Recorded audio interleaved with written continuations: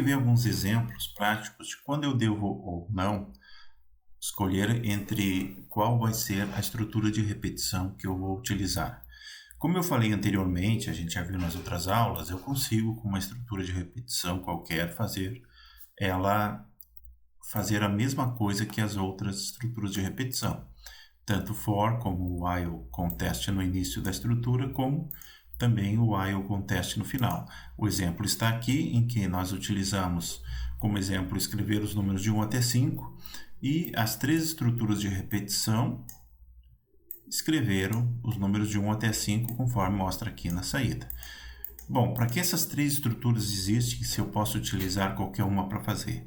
Vamos ver casos em que é mais interessante utilizar uma em detrimento da outra. Para isso, eu vou criar aqui um scanner, um objeto scanner, para fazer a leitura dos dados. New scanner.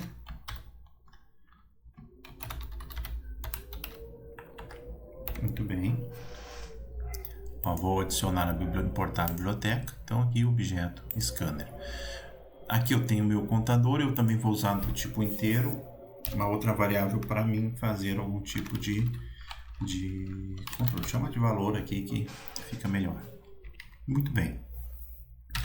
Quando eu devo utilizar uma estrutura para? Quando eu vou fazer determinada número de vezes, que eu sei o número de vezes que eu vou fazer algo. Por exemplo, vamos colocar aqui, digite 3 valores. Por exemplo, se eu sei que eu vou precisar ler 3 valores e sempre vou ler 3 valores, eu simplesmente posso utilizar essa estrutura de repetição para. Vamos colocar aqui a nossa variável i, só para uma saída bonitinha. Então, vai escrever o primeiro valor, eu faço a leitura do primeiro valor,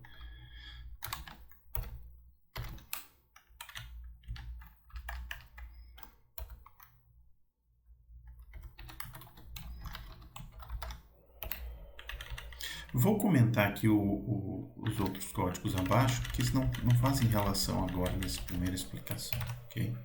Isso, fica melhor assim, muito bem. Então, por que eu estou utilizando essa estrutura aqui? Estou utilizando essa estrutura aqui para mim fazer a leitura do valor, vou criar uma outra variável aqui, soma, e eu vou trabalhar com ela um número determinado de vezes. Soma, recebe soma mais o valor. Por fim, eu vou escrever aqui o final aqui, que é a saída total. Muito bem. Soma perfeito. Aqui ele está reclamando provavelmente porque soma não foi inicializado. Então, inicializamos ela com 0. O que eu estou tentando fazer aqui? Eu quero ler 3 valores. Então eu mando uma mensagem lá para o usuário, digite 3 valores e ao invés de eu colocar um abaixo do outro, valor, leia, faça soma, valor, leia, faça soma, valor, leia, faça soma 3 vezes, eu utilizo uma estrutura de repetição. Vocês vão me dizer, poxa, precisa botar uma estrutura para ler só 3 valores? É que o exemplo que eu passo aqui, eu estou colocando 3 valores para ficar mais didático, simples e está dentro de uma explicação, correto? Podia ser 300 valores. E aí vai ser digitado 300 linhas de leia? Não, né? Para isso existe a estrutura de repetição. Então, se cada vez que esse código for executado, porque eu quero, eu vou ler sempre 3 valores, então não tenho por que não utilizar uma estrutura simples como o for. Executando aqui, compilando. Olha só, como resultado, digite 3 valores, está me pedindo o primeiro valor, 10, segundo valor, 20, terceiro valor, 30, e ele joga para mim o total. Observa, não importa quantas vezes eu execute esse programa, ele vai me pedir sempre 3 valores, ok? Então, quando é que eu devo utilizar uma estrutura for? quando o número de vezes que eu vou fazer determinada parte do código for sempre a mesma, sempre 3 vezes, sempre 5 vezes. Então, o for se enquadra melhor nesse tipo de algoritmos, vamos dizer assim. Muito bem, vou comentar esse código aqui.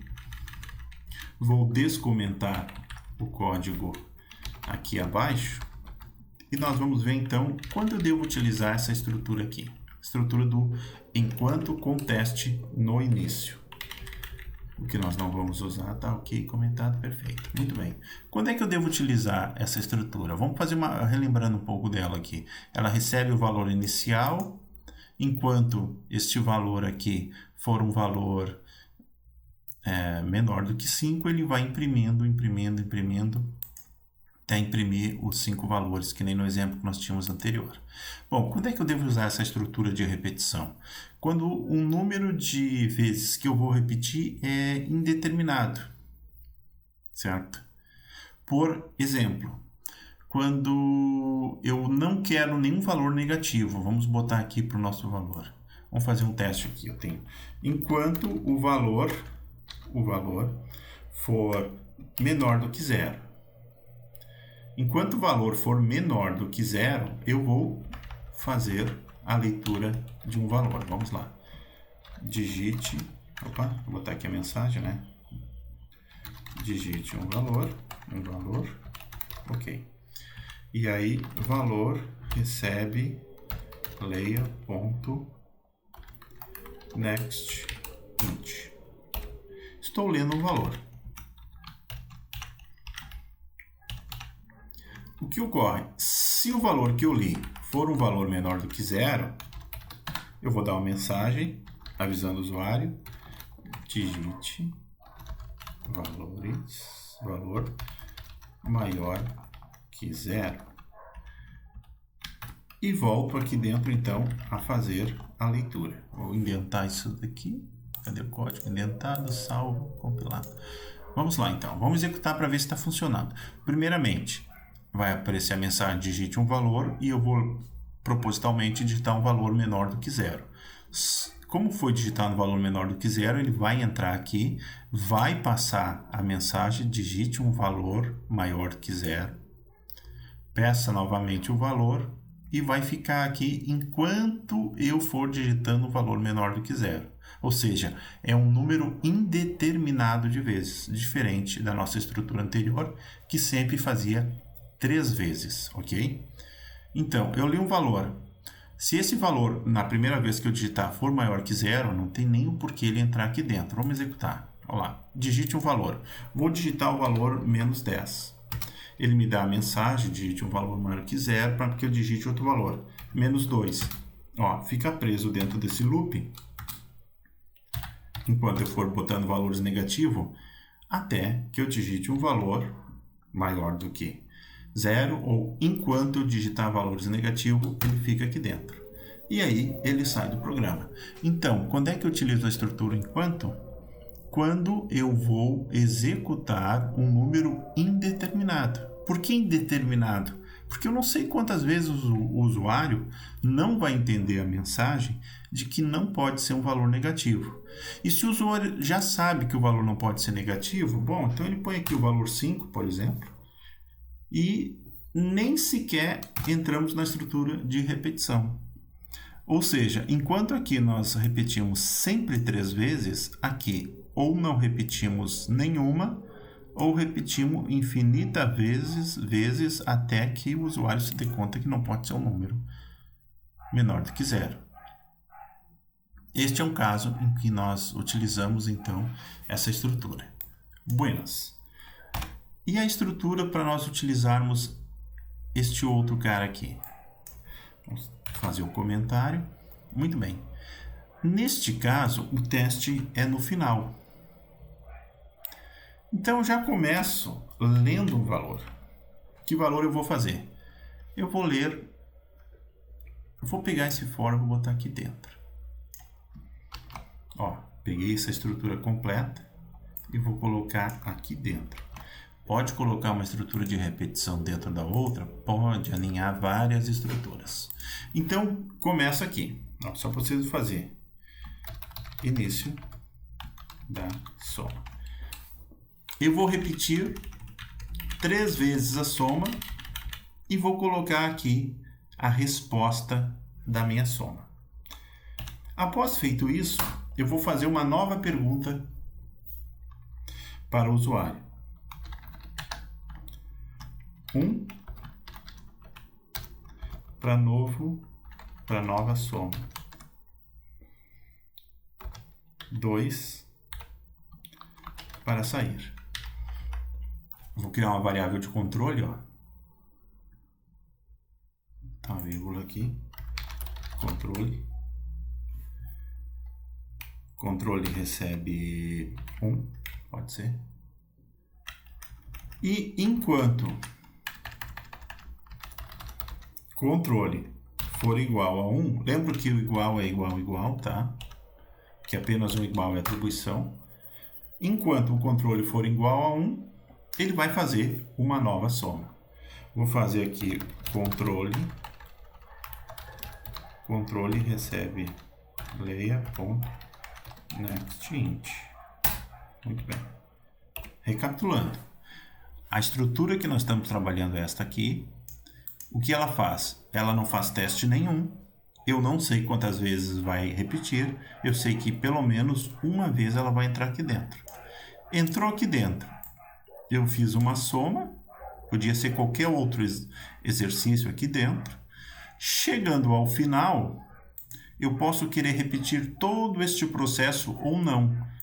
Por isso, eu lanço aqui, após o resultado, uma pergunta. Nova soma?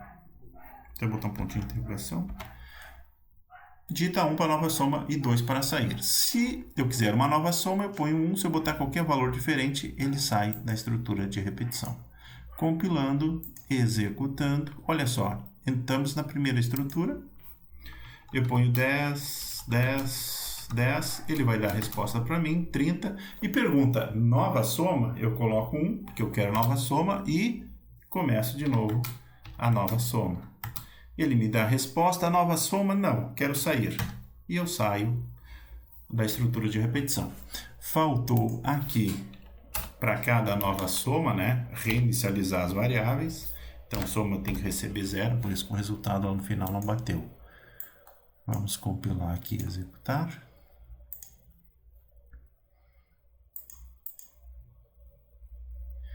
Então, valor 10, valor 10, valor 10...